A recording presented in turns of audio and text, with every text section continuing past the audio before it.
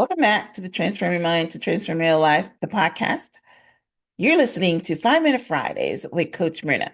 Today, I want to talk on the topic you can't unpickle a pickle, understanding how addiction changes the brain. Yeah.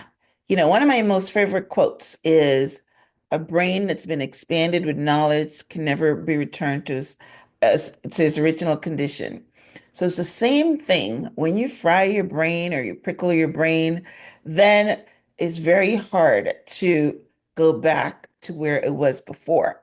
So today I want to share how you can pickle your brain and steps to work with your brain after you've been pickled. And usually you pickle your brain by addictions and substances, right? So, you may have heard, similar phrases. You can't unpickle a pickle. Like I mentioned the one already. Once the brain has been expanded by knowledge, it cannot be returned to its former state. Right. So that's basically what I want to talk to you about it today. So what does it mean when we say that the brain is pickled? Now, in the context of addiction, the phrase means that once our brains have been altered by addictive substances or even behaviors, we can't simply revert to a pre-addicted state. Our brains undergo real lasting changes. In other words, once your brain has been pickled by addiction, it's fundamentally different. And the shift is essential to understand. So, how does addiction pickle the brain? Addiction is often misunderstood. Many people believe that's simple a matter of willpower, something someone can stop doing if they try hard enough. But science has shown that addiction actually changes the brain's structure and chemistry, creating a new pickled state that can't be reversed to its original form. One of my experiences in life was being in a relationship with a crack addict. And I thought, being the strong, powerful woman, that I can make him stop. I told him that he needed to meditate. I took him to church. I did all the different things because I thought it was willpower, right? Until he told me something that's very startling, that every single day he has the urge to do crack. It is constant. It is never goes away. And he has to make the conscious decision not to do crack. And most times he fails because, when you get those urges, I mean, I get an urge to go to the fridge to have ice cream and I gotta go. Can you imagine something as powerful as an addictive brain calling you, which is why people can't stop? So I just want to bring your awareness to that. So here's a breakdown of how addiction changes the brain. Number one is something that's called a reward system rewiring. Our brains are designed to reward us for activities that promote survival, like eating or social bonding. These activities release dopamine, the feel-good chemical, which reinforces behaviors by making us want to repeat them. However, addictive substances and behaviors hijack this reward system, flooding the brain with dopamine at unnatural levels. Over time, the brain becomes dependent on this flood and craves more and more and more. And the thing is, you ever heard that the first high that you get is going to be, you've got to keep going higher and higher because the reward system keeps wanting more, right? So the brain becomes dependent on this flood and craves more, altering the way we experience pleasure. The cucumber is now pickled. You can't revert. Number two of how the brain works under being pickled or under addictive substances is tolerance and dependence, which is basically what I just said a minute ago. As the addiction progresses, the brain's receptors adjust to excessive dopamine levels. This creates a tolerance, meaning you need more of the substance to achieve the same feeling. Dependence then develops where the brain expects and relies on the substance for normal functioning. At this point, trying to go back to pre addiction levels of brain function is nearly impossible. Let's take out that word nearly. It's impossible, as the brain has now been chemically altered. Number three, you lose control and have now compulsive behaviors. The brain is running the show. You know, addiction impairs the brain's prefrontal cortex, the area for responsible decision making, impulse control, and rational thought. I was watching a movie the other day when people were selling their kids for money. I mean, can you believe that? We are naturally, biologically, wired to our kids. We love them. But then this brain thing, this pickle and this reward system wants drug more than we love our kids. So yes, that is the result of your brain being pickled. So this makes it harder to resist cravings or control the urge to use, even if the individual wants to stop.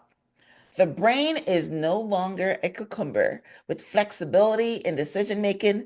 It's a pickle driven by compulsion and need. So, can you ever unpickle the brain? The answer is no. We can't undo the changes.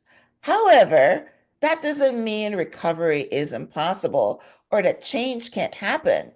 While the brain can't return to its original state, it can adapt and create new pathways that support a healthy, addiction-free life. They call that, neural pathways. You can, create new stuff, right? And if you do repetitive behaviors that is good, then I guess you're creating new pathways. But as I said, even though you're creating new pathways, that old stuff is still there calling you, whispering to you, making you dream about it all the time.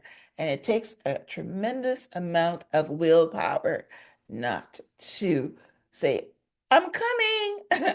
Right. All right. So, number one is neuroplasticity, the light at the end of the tunnel.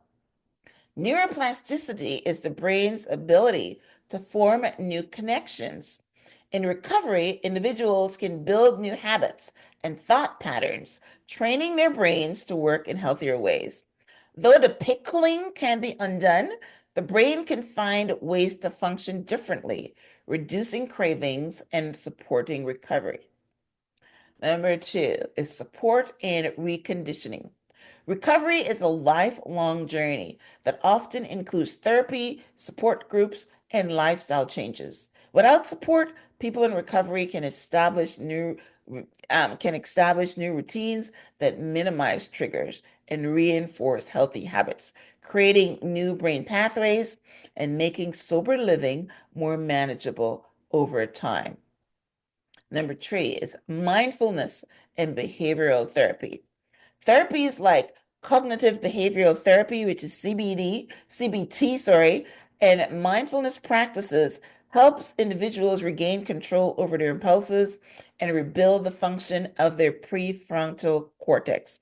These practices can help people respond to triggers without succumbing to them, strengthen the brain's ability to make deliberate choices rather than rely on automatic compulsive responses.